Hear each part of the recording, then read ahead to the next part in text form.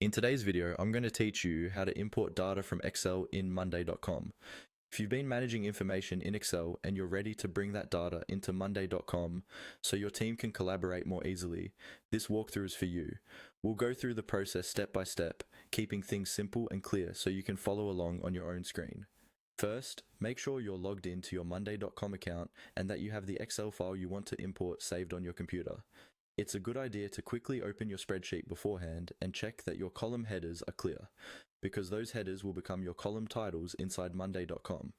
For example, things like task name, due date, or owner should be in the first row.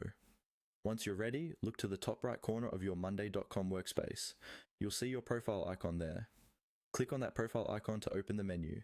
This menu gives you access to several account-related options, and one of them is the import feature. From that drop-down menu, go ahead and click on Import Data. This will open a new screen dedicated to bringing information from other tools and files into monday.com. Here, you'll see different options for where your data can come from. Because we're working with a spreadsheet, choose the Excel option. Click on Excel, and monday.com will start guiding you through the import process using on-screen prompts.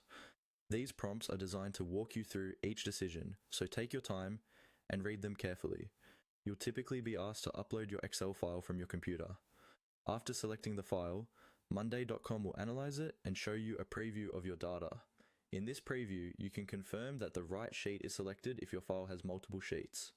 You'll also be able to see how your Excel columns match up with monday.com columns. Follow the on-screen instructions to adjust any settings. For instance, you may be able to choose whether the first row is used as column headers, decide how certain data types are imported, or confirm which board the information should be added to. If something doesn't look right in the preview, you can cancel, fix your Excel file, and then start the import again. Once everything looks correct, confirm the import.